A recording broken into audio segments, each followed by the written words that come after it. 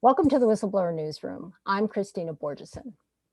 Intelligence agent, medic, and combat engineer Frank Gregory Ford had served in various branches of the U.S. military for more than 30 years when he arrived in Iraq right when the war started. Barely 3 months later, he found himself strapped to a stretcher, drugged, and renditioned, all at the behest of his commanding officer. Upon arriving in the U.S., Ford was accused of treason and espionage.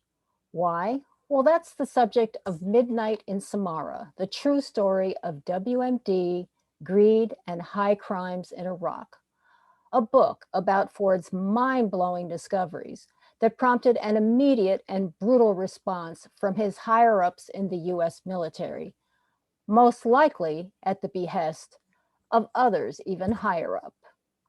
The book was written with the help of author Eleanor Cooney, who captured Ford's voice and experiences in an account so vivid and disturbing, I had to read this book in increments. Reading it may radically rearrange your perspective on 9/11, the Iraq War, the US government, and the country's political leaders, who in this book would by a long shot win the title of Earth's greatest criminals of all time, if they were ever held accountable. Ford is with me today to talk about all of it. Welcome, Greg. Good morning, Christina. Good to be So, here. thanks. It's great to have you. So, Greg, let's begin with the greatest hits. Before you even got to Iraq, you had a shocking experience at Fort Huachuca in Arizona. Could you talk about that? Yes, I will. All right. Now, when I had done the program, okay, of counterintelligence agent in Fort Huachuca, and our class was all gathered the last evening while we were there, and this was in a old Quonset hut out in the middle of the desert, the Arizona desert, and we were told by our class chief, okay, a fellow who said who knew what was going on, but the fellow came in and said, "All right, we're going to have a briefing by a Lieutenant Colonel Anthony Schaefer. Okay, everybody shut up, sit down, and don't say a word. All right." And so we did, and Lieutenant Colonel Schaefer came in, and he said, "Okay, everyone's life is going to change in this room, all of us." And at that point, he said, "There is going to be an attack. I want everybody to understand this. Not maybe, not if, not when or where. There is going to be an attack in the next 18 months on the United States of America. All right, and the group is going to be led by uh, Osama bin Laden and his group Al Qaeda, and they are going to, as we understand it, they're going to um, hijack airplanes, and they are going to fly those airplanes into, first of all, the World Trade Center in New York City, and then they are going to attack select targets in the Washington, D.C. area. All right. And so we said, okay, great. You know, we were all senior. We had all heard stories like this before. But the thing was, he emphasized by saying that at least 9 separate intelligence agencies from around the world had shouted a what was called a flash warning. All right. That means immediate attention and immediate action on this warning. And so what happened was, he said, at that point, he said, "Okay, uh, understand this, and I'm going to take you, everyone here outside the classroom. I want you to look across the valley, and this is the valley near Tombstone, Arizona." And he said, "I want you to look across the valley and see there's an air park with several aircraft maneuvering and moving around." And we stepped out. We could see it. And he said, Pinal Morona Air Park. All right. And he said, understand this is that the people that are going to be attacking the United States, flying those airplanes, are there right now under those vapor lights that are shining on those airplanes. And at that point, he said that, as we understand it, they are not Saudi Arabians, all right? They are Baluchi nationals, Baluchistan nationals, on contract with the Saudis, and they're going to be doing this terrorist attack. And the company that is arranging all this training is Boeing, the Boeing Air Company. All right. We all know Boeing, and yes, it was a shock to us too. All right. And so he said they had to hire specific linguists. All right. Linguists that could actually train in the Baluchi dialect. So, okay. So we all said, all right. So we went back in the room, and the questions came up and said, okay, look, why doesn't the FBI just arrest these people? And he said, because it's real simple. And several Department of Justice people raised their hands too. And he said, understand this. He said, we can't arrest them. We can't do anything to them until they actually implement this attack. And what again were his exact words about who was being attacked, what was going to be attacked? The United States of America was going to be attacked. All Where? right. And of course, that, to narrow it down, he specifically said the World Trade Center in New York, and a few hands went up and said, why the World Trade Center? And they said, because that was an arrangement that had been made to attack the World Trade Center, because they had attempted to destroy the World Trade Center once before, and they had failed. And so, and at this point, yes, everything sounded really fishy, of course, and really suspect. But the thing was, is then somebody said, okay, why doesn't the FBI just go put them in handcuffs, march them off to prison? Are you kidding? And they said at Colonel Schaefer said this. He said, because we can't make a move legally on these people until they actually do something.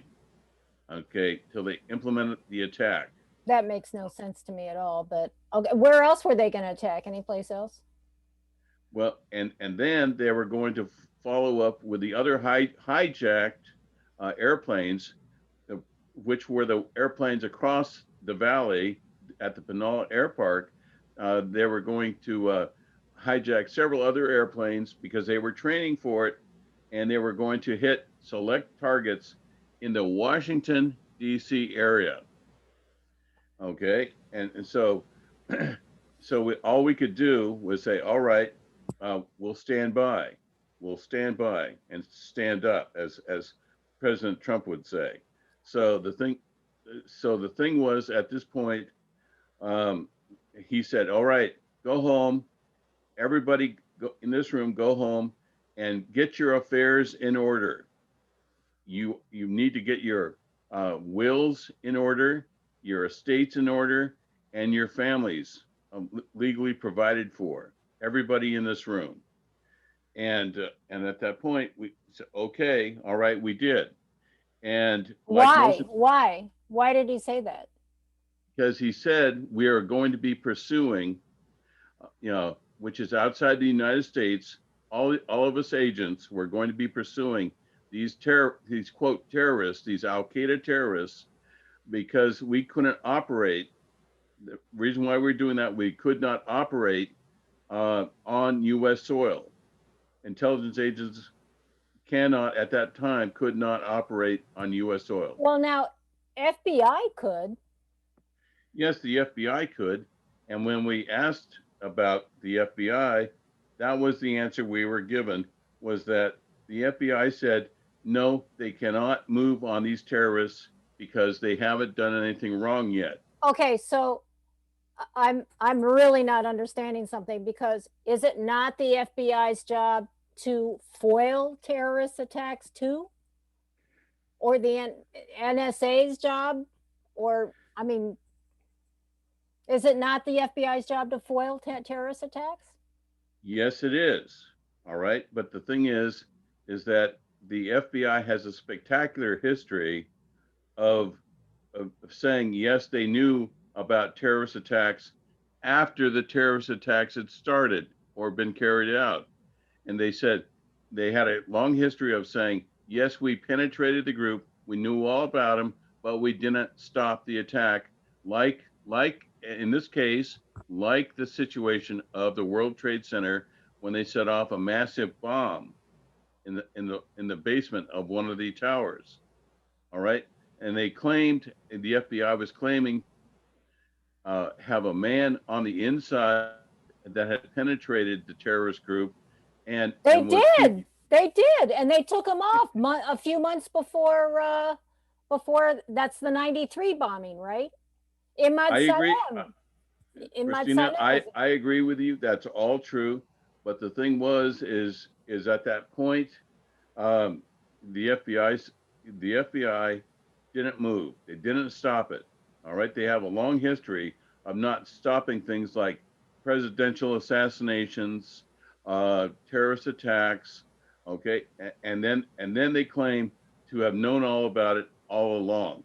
So That's how what's the the FBI does implication things. here? What's the implication here? Well, the implication is political restraint. All right. The FBI, like all bureaucracies, is incapable of doing what they're supposed to be doing at the time. Yeah, but something's not making sense to me here, because this guy comes in and literally tells you, get your affairs in order, because we know this is going to happen, and you're going to go chase these guys in the Middle East. So it's as if they knew it was going to happen. They were going to let it happen, and then they knew, and they had already assigned you to do what you had to do after it happened. That's what it sounds like. Well, as I understand it, and I can say personally that I ended up working when I came back after I'd been renditioned and tortured in the Middle East, and I came back by our own people. All right, I came back. I actually worked and gave information to the FBI, and that's where I saw the spectacular inactivity that the FBI is capable of. They were given all this information, especially in my book. They were given the information. They found out who did what, how they did it, and I've gathered a sense of, like, from them, from the FBI. This is their headquarters in California. They looked at me and said, "Well, yeah, this is all good, but hey, you can't hold us responsible for any of this." All Well, right. I mean, something is wrong in so many ways, because if you have all these intelligence agencies in the United States knowing about it, okay, they know what's happening. Boeing is actually training them, and they know that, okay, and then they say, well, we have to let it happen, and then you're assigned, you know, 18 months before it happens, you're assigned to go after the perpetrators before the perpetrators do their job. If I'm looking at this thing, I'm saying, this thing, was this planned with the help of the government? I mean, what is this? I don't get it. Well, as It I'm can't sure just everybody, be, oh, the FBI doesn't do anything. You had all these agencies who knew, you know. well, the situation was, and I'm sure everybody remembers this, that, immediately that happened was the FBI came out with immediate um, cover stories about why they didn't do what they did, why they didn't pounce on this situation when they could have saved 3,000 New Yorkers, okay, 3,000 Well, American not to citizens. mention the thousands of Americans and Iraqis who have died, and Afghanis, and everybody else who've died after that. I mean, Absolutely. Okay. And so the thing was, is they were vehement. They were vicious, and I have several whistleblowers from the FBI come forward and said yes, they did know. All right, and they were given very specific Well, orders. it wasn't just the FBI. You can't just pin this on the FBI when all the other intelligence agencies knew. Oh, I'm not. I'm not. I mean, the CIA. I mean, first of all, they were handing out visas to these guys. They were coming in and out of the United States for years. you know but I want to move on. I just wanted people to hear this story because I was so shocked when I heard it. But then the shocking hits just keep coming because you get to Iraq. You've cultivated some amazing sources. I mean, amazing sources. And one of them, the main one for some of these things that you talk about, is a guy you call the Sheik. uh, Talk about what the Sheik led you to.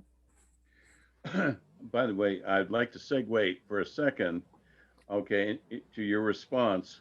Now, you say the CIA knew about this, the FBI knew about this. Yes, they did. NSA knew And about it. NSA, and, and I really, at this point, I'm really tired of hearing about. I've heard about all of this for years and years. Okay, and so the thing is that I can say this for a fact. I know this for a fact. John Brennan. Everybody knows John Brennan, the former CIA director, and now, and of course, he's coming across as a martyr and a victim. Well, I know John Brennan personally and specifically in in uh, Riyadh, okay, in the embassy in Riyadh. He specifically waived all the entrance restrictions coming into the United States for all of the hijackers, specifically for the hijackers that took part in this action. All right, he can deny it. He can say what he wants. I don't care. At this point, I've heard all the nonsense from all these people about what happened on 9/11 and how they weren't really to blame. Well, that's the thing is I know different, and I know John Brennan specifically waived all the visa restrictions that had been in place put on those agents specifically, and I've been told exactly, and I have no reason to deny the other information concerning why he had why he had lifted those restrictions, uh, and he allowed them to come into the United States, where they proceeded to commit the atrocities of 9/11. Well, if he let them in specifically, doesn't that make you suspicious about the CIA's intentions? Are you kidding? Yeah, yes, I am suspicious. I've been suspicious, and I state that in my book and my follow-on book.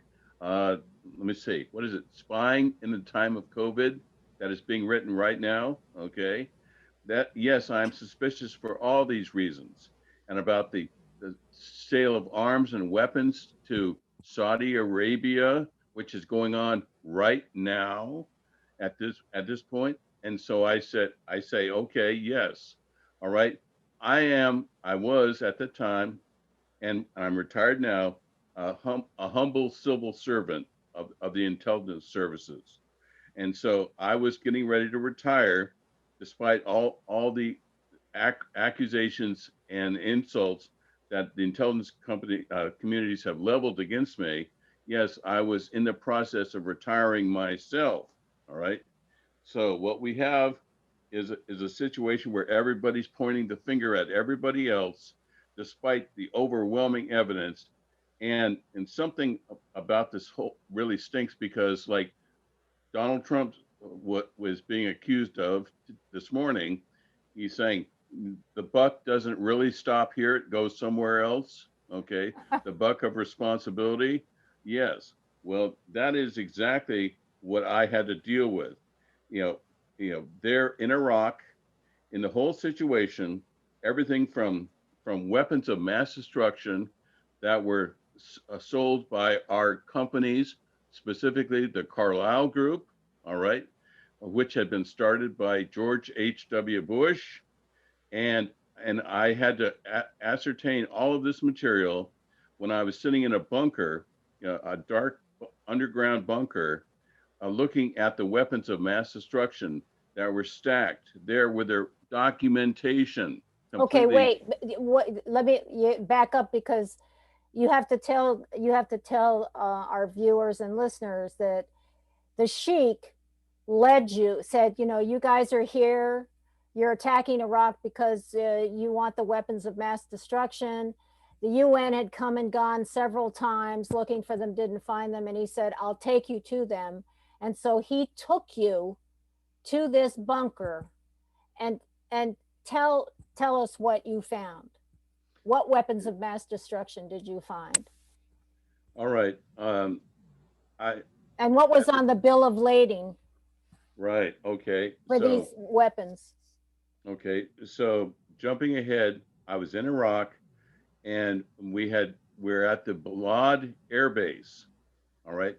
And the Balad Air Base is the biggest air base in all of Iraq. And at that point, I had and several other intelligence agents had gone down to the Tigris River, and we were talking to a water treatment manager, a water treatment plant manager, and it turns out as I was watching, I was providing security for my team when they were speaking to this manager, and a colonel from the 447 fighter bomber wing came walking down, and Of he was, Iraq's Air Force? I'm sorry, The colonel was from Iraq's Air Force? yes, from the Iraq Air Force, all right, and he was the colonel, and he actually resided, just above the water treatment plant there on the Tigris River, and he came walking down, and fortunately, he spoke very good English. He sounded like a bit of a bit actor on a Clint Eastwood movie, a Western movie, okay? An Italian spaghetti Western is what he sounded like. But the thing was, he spoke very good English. And the thing was, is he said, look, he said, I know what you Americans just invaded my country for. And I'm going to take you. If I take you to these weapons of mass destruction, will you leave? Will you get the hell out of my country? And I said, as far as I can tell, and if I have anything to do with it, yes, we will. And so at that point, he said, okay, fine. Tomorrow morning, I will walk over. I know exactly where you are. I will walk over to the intelligence village, and yeah, and we will walk over to the bunker, the arms bunker where these weapons are stored. And of course, the next morning I did, and I thought, at that point, I thought, okay, Greg, this is one of the stupidest things you've ever done. All right, you go into a darkened bunker, with weapons of mass destruction with an Iraqi national. Okay, so we did. I walked down. We located it. It was less than 100 yards away from where we'd set up our office and our command structure. And so walked over. There it was. Several layers down, several stair layers down. We walked down, and I put my gun on him, and I said, "Okay, we are in front of a door." And I said, "If you make a move, I'm going to kill you on the spot. Understand this?" He said, "I completely understand." And so he opened the door, and it was a metal door with a ship bolt thrown across it. Opened it, and I said, okay, you go first, because I was concerned about booby traps, okay, and a good potential way of ending up on the internet with my head being cut off too. I was concerned about that. And so I put the gun on him. We walked in. I turned. There was total blackness. I had a red light on me, and the red light was, I used that specifically in case it was booby trapped. I was worried about a white light setting off a bomb. Okay, so we walked in, and and all I could make out were several racks, wooden crates, long wooden crates, and they were, and each wooden crate had specifically about, they were about 14 feet, 14 to 15 feet long, and they were tubes. They looked like long gray tubes, gray green tubes. And and he said, "You wanted weapons of mass destruction? Here they are." And I said, "Okay, what am I looking at?" And he said, "This is, as the Russians who briefed us said, these are from America. These are the VX slash GF canisters of nerve gas. The and I said, okay, well, what does that mean? Uh, he said, all of these gas canisters are from your president, President Bush. I said, what are you saying? And he said, yes, your company, okay. And he tore off one of the bills of lading and handed it to me. He said, these bills of lading and shipment and assembly and manufacture are all from the Carlyle group, and these weapons were produced, reconfigured was the word he used, reconfigured in your Fort Rucker, Alabama. And I said, are you joking? And he said, yes. No, he said, here they are. And you can read all about how they were transported over to us. They were brought by and they were given to us by your CIA, and George H.W. Bush assigned these weapons. So my planes could take these weapons and drop them on the Kurds, okay? The Kurds and the Iranians, all right? I said, okay, all right. You have this in the paperwork. He said, yes, it's all here in the paperwork. I specifically flew these weapons to the Halabja campaign, which killed at least 100,000, maybe more, of the Kurds, and which, by the way, in the United States, I had a picture come to my mind of several villagers running for their lives, including mothers carrying babies, to get away from this nerve gas, this VX nerve gas, which had been dropped on the Kurds. And he said also, he said, you should have some pictures. You should have some pictures, he said, of Donald Rumsfeld hand delivering these weapons to Saddam Hussein, and also your Dick Cheney. All right, your at the time he was a defense director of defense, Dick Cheney, and he said at that point, he said, they delivered these to us to drop on the Iranians, which killed 1 million Iranians in the Shah al Rab waterway, and they also killed several 100,000 Kurds in the Halabja campaign in northern Iraq. And I said, okay, I can keep all these and these records.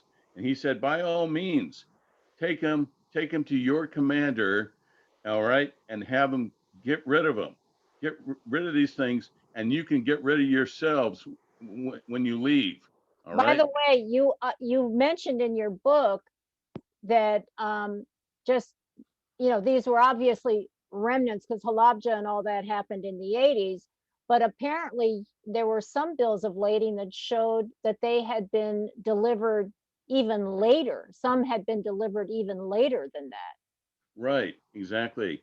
Now, now I physically counted 29 warheads of these warheads in the bunker. Uh-huh. And as far as I could tell, when I examined the bills of lading, they all had different delivery dates. Okay, so uh, it wasn't just one big delivery and then they forgot about the rest. All right. Know that it was several deliveries that had been made by Donald Rumsfeld, okay, and also Dick Cheney, and they had been brought over on the USS Wabash, okay, the naval supply ship, and they had been trucked in, as I understand it, they had been trucked in from Syria, Spain to Syria, and then from Syria across the border to where they were at Balad. All right. So at that point, I said, this is too amazing. I made a point of disconnecting the dispersal door on one of the canisters. It was a metal flap on the back of the canister for dispersing the VX gas when they are activated. And I took the dispersal door, I took it and the bills of lading. I took it to my commander, and I said, "This is it. These are the weapons of mass destruction that we have sold." Saddam Hussein, who was our employee since 1958, he was our employee, as well as the Shah of Iran was our employee. Right. Okay, at the same time, and here they are, and you decide, you decide what to do, Commander.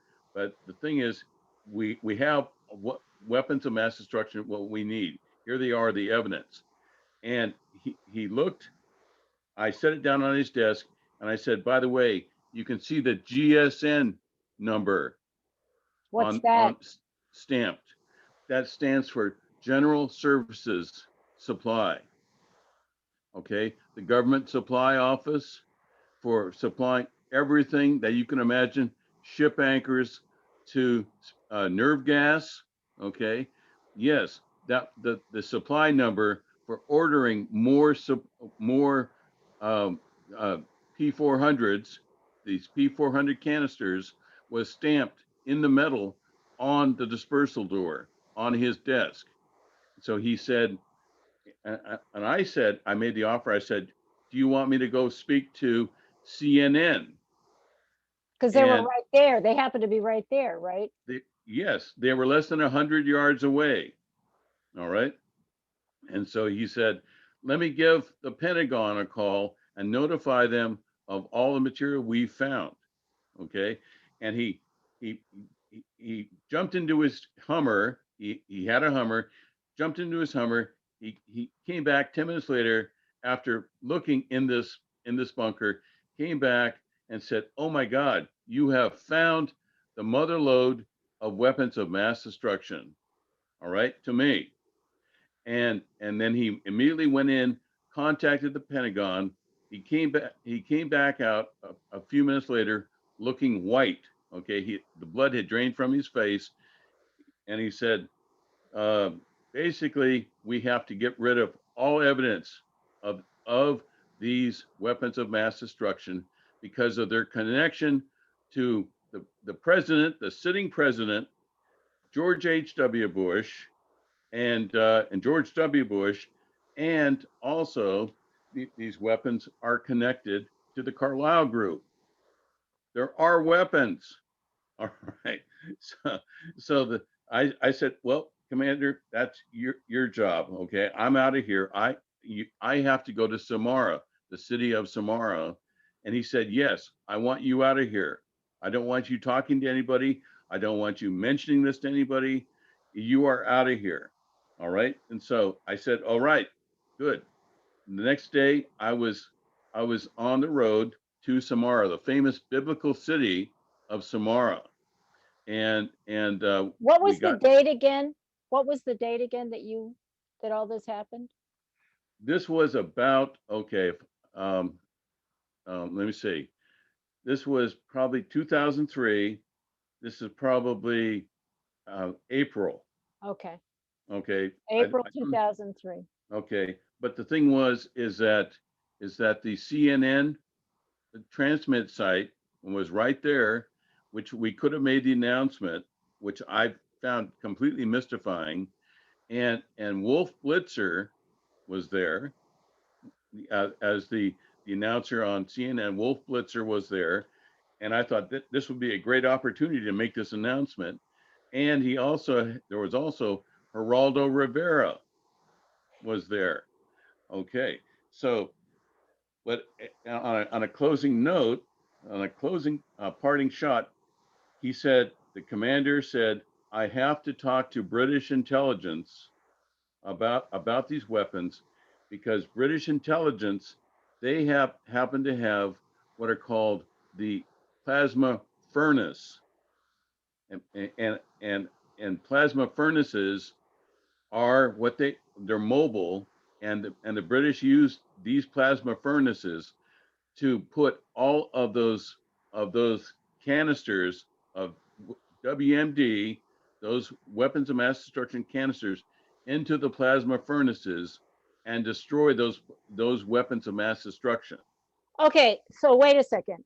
That whole spiel that Powell gave about Saddam's weapons, mobile units with weapons of mass destruction, all of that stuff, that was just pure BS, and everybody knew it. Rumsfeld had to have known. They all knew it because they all knew what WMDs were there. They knew where they were, and they knew they were theirs. Is that correct? Let me see. There are a couple of famous pictures now. You can get them online. Everybody should pay attention. If you want to see Donald Rumsfeld hand delivering these weapons of mass destruction and shaking the hand of Saddam Hussein, receiving those weapons, and those weapons were being deployed within 2 hours after he received those weapons. You can see it. There's a picture, very famous picture, and also there's a picture of Dick Cheney taking the next batch of WMD that were dropped on the Iranians a little bit later. All right. I don't. I mean, Okay. aren't these war crimes? Aren't these I'm war sorry. crimes? Aren't these war crimes? Yes, there are, of course, war crimes. These people had just involved the United States in massive war crimes, okay, by sending and then lying to the American people by telling them that there were no weapons of mass destruction in Iraq. All right. And I had just delivered this information. I delivered the weapons and I delivered the bills of lading, the documentation, which were, by the way, at that point, they were being very carefully destroyed. Most of that Well, they're documentation, not all destroyed now, are they? Bills no, of they're lading. not. No, they're not. But the thing is that, and I said, okay, why are they trying to get rid of these documentation, this bills of lading and so forth? And the answer I got is that there was something going on right now in all of Iraq that it, the statement was at least 60 documents a day are being destroyed that connect Saddam Hussein with George H.W. Bush. Okay. And so there I am, okay, with all of this documentation, probably the last documentation that they would have connecting weapons of mass destruction to the Carlyle group, which had been founded by George H.W. Bush. And All a right. few other people. I mean, the guy who actually ordered the reconfiguration of the canisters, wasn't that a guy named Rosenstein or something like that? He was he's a billionaire. Carlyle. He was head of Carlyle for a while. David Rubenstein. Rubenstein, right? Okay. And so uh, yes, they were reconfigured because they couldn't, because our government couldn't make the red eye gas dispersal system work. All right. It took too much to get them to figure it out. So they they canceled the red eye program, the gas dispersal program, and actually had the P400 1,000-pound bomb casings, which I was standing in Iraq. I was standing right next to. All right. When I was reading about these things. all right, these weapons. And that's what they were reconfigured, and then they were in Fort Rucker. They were sent to, at that point, when they were reconfigured, they were reconfigured with VX, the new VX/GF, by the way, chemicals, and they were sent to Pine Bluffs, Arkansas, okay, for later disposition, to ship to wherever they needed them. They were shipped, and then from there they were moved by railhead to the port of the Houston Waterway, okay, in Houston, which was, of course, that plant where they were shipped to, where they were charged with the platinum nerve gas, platinum-based nerve gas, uh, which was the original, by the way, formulation, as I understood it, original formulation of Cyclone B, which which Used in the Holocaust.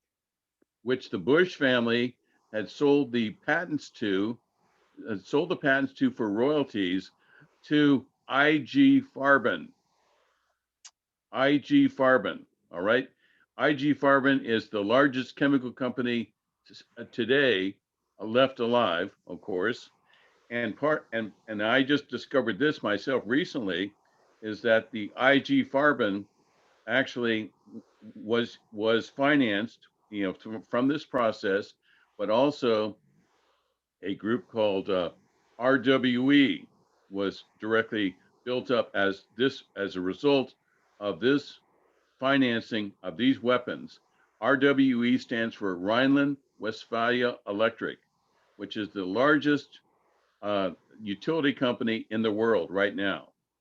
Okay, so what we have is weapons of mass destruction utilizing a lethal nerve gas that had been produced by the original chemical formula and chemical patents for the Bush family, the Bush crime family, and these weapons. This Let is me like see. a RICO case or something. This is crazy. This is Well, crazy. And I'm tired of trying. I'm Christina. I'm really tired of trying to make people listen. Okay, this is what happened. All right, and didn't so you the also talk about nuclear detonators that were provided? oh yes, down the road. Oh, Okay, down the road. Oh yes. So and again, who's responsible for the nuclear detonators? The uh, one of them. Let me see.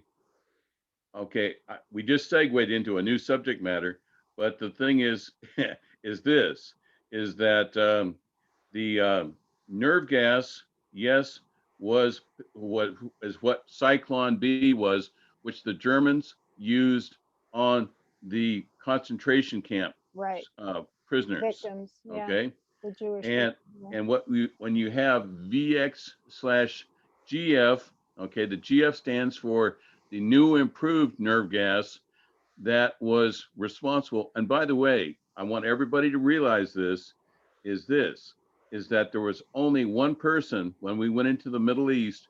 There was only one person that was told that these lethal, unbelievably dangerous weapons were there in Balad, and they were there, possibly, leaking. Okay, at the time, this nerve gas was given to Norman Schwarzkopf.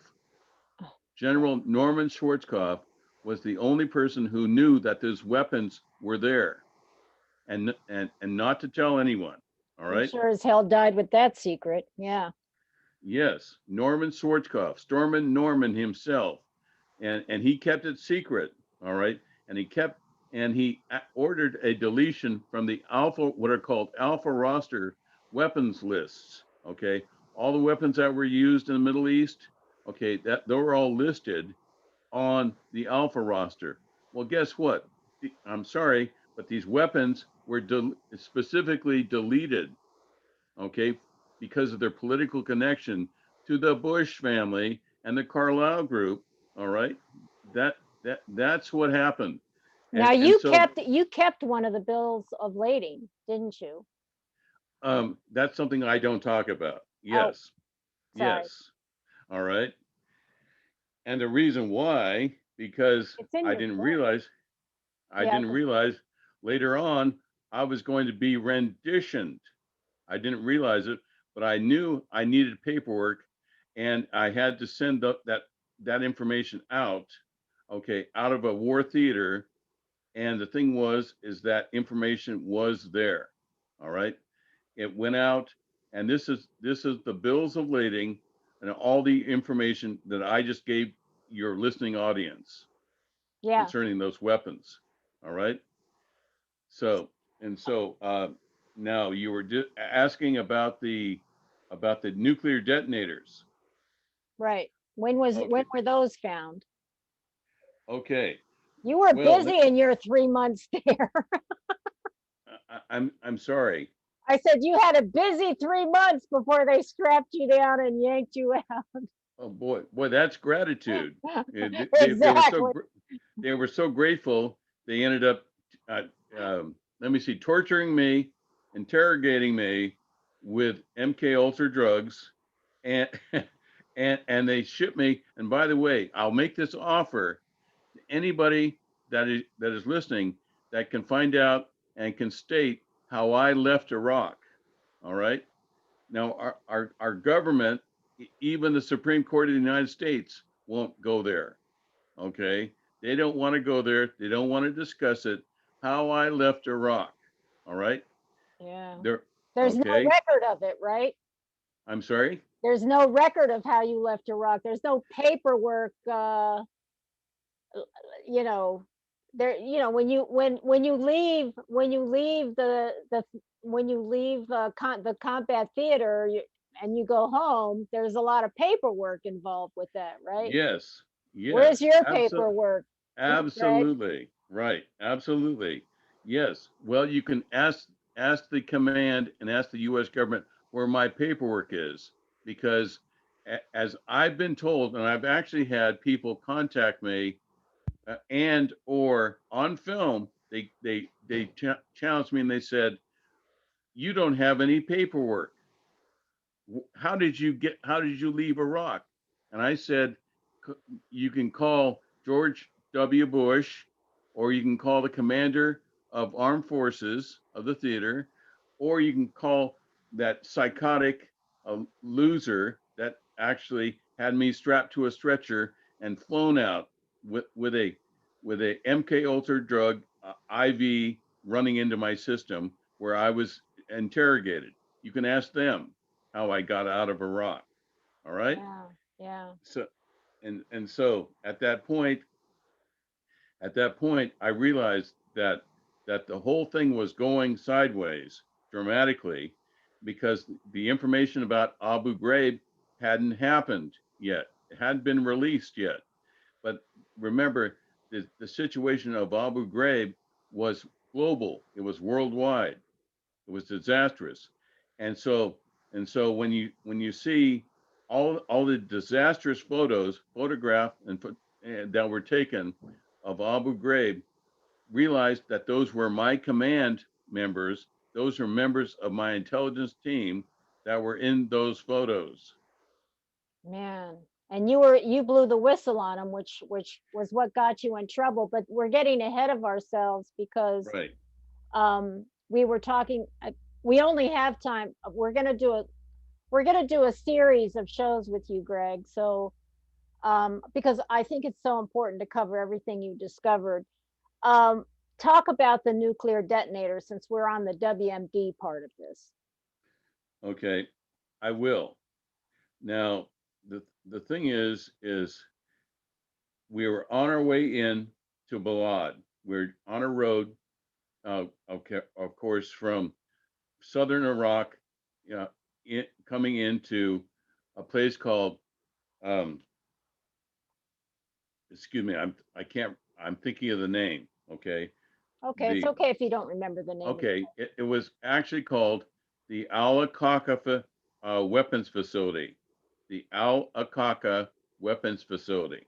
All right, and so we came in and we were driving in, and I had another intelligence agent with me. I was the only one qualified to examine special ordnance or any kind of unusual explosives or anything like that. And so at the facility, and by the way, when you hear about IEDs that were killing our troops, Right. killing thousands of our troops, that this is where the explosives that killed our troops and destroyed our vehicles came from, was this facility. Nowhere else was the Alacaca facility. And Wow. so we drove in, and we checked one of the doors, huge metal doors. These were all ordnance bunkers, huge ordnance bunkers. Maybe there's maybe 300 ordnance bunkers there in the facility, and we had to use the Humvee to press the door closed so we could throw the bolt to get in, and because they were jammed packed with weapons and explosives, each bunker. And so we walked in, we finally got it open, walked in. I went first, checking for booby traps and all this stuff. And the thing is there was something, there was something in that bunker. And it took me years to finally figure out what it was and who put it there. All right. There was, there was about 8 to 10 wooden crates about halfway down in the bunker, and I wasn't sure what I was looking at, but I saw the radiation sign, the Rankin sign. Okay, Yeah. It's called the and trefoil or something. I'm sorry. But it's called a trefoil sign or something. Right. And I and each country has its own color combination right. They do. Right. There was for some that Rush. sign. There was Russian equipment in there. There was French equipment, and there was, and I found out the hard way, there was American nuclear material in those bunkers. And so it took me a while to figure out what it was. And like I said, I finally had to make the acquaintance and make. Uh, he actually became a good friend. He was the he was the nuclear engineer who designed the nuclear detonation pits. They're called pits, nuclear pits, and he designed those. He was a nuclear engineer in Los Alamos, Mexico, New Mexico. And so I was speaking to him, and I told him I had no idea what I had seen. Maybe he could tell me what it was. And he said, "Okay, sit down at my desk. I will I will give you some examples of my work." And he showed me, and he says, "What you saw in Iraq in that bunker, was it this?" And I said, I took one look and said, "That's exactly what I saw on the top shelf of all these crates that had been smashed open." And he said, "Oh my God, you saw that?" And I said, "Yes, I did." He said, "Oh my God, I don't know what to do now." And I said, "Well, I don't know. That's what I saw." And he said that was a specifically designed nuclear cherry pit. Okay, that's what they're called, a nuclear pit, and it's a plutonium machined a specific detonation sphere that has a has an instrument package that can be carried. A person can carry one of these packages. They're called commonly called a suitcase bomb. All right, and a suitcase bomb, yes, is what it was. And he said I designed those, and I designed those. It was one of the first executive orders that George W. Bush signed when he got into office. When he first got into office, this was 2000.